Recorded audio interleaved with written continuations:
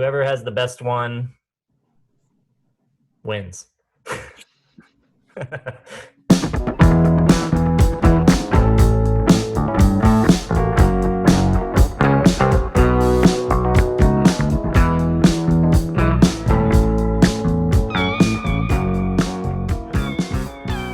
Welcome back to Listography, everybody. Jason, Joe, and Krams are here.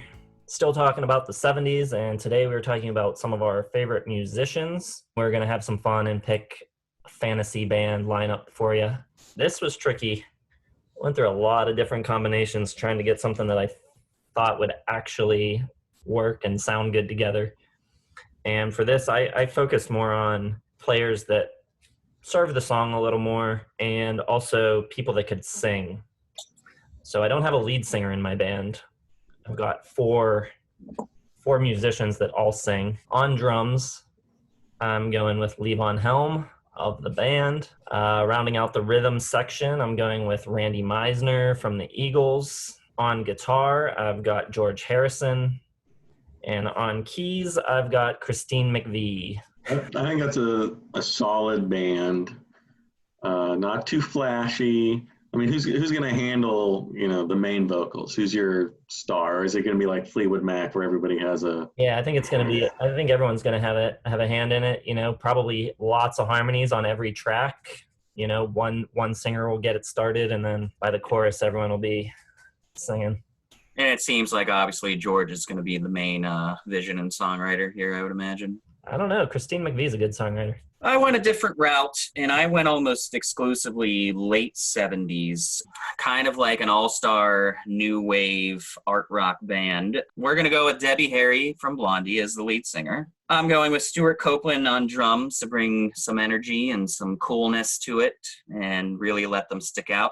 I'm going to go with Tina Weymouth from Talking Heads, playing bass, keep that groove going. And then for some dark atmosphere to this band, I'm going to get Richard Wright on the keys. I want some of that heavy anthemic darkness that he brings. And then the X factor here is going to be someone that can bring a really unique kind of blues style that I think would gel with the rest of this. And I'm going to put Ron Wood on guitar so that, it's not going to be guitar driven, not riff driven, but he's going to be there to kind of just paint the picture and bring some nice stylistic tendencies, which I think he does tremendously to whatever the hell he's working on. And one of my favorite guitarists ever. So it's going to be this kind of like new waves with a little bit of like an old school blues twang to it, but a lot of energy, especially with Copeland on drums and Tina Weymouth on bass. I think it would be awesome. Cool. That's a cool pick. I'm glad we're all kind of taking it sort of specialized groups of musicians and not just doing like Freddie Mercury, Jimmy Page, and Neil Peart and Geddy Lee. That might be cool, but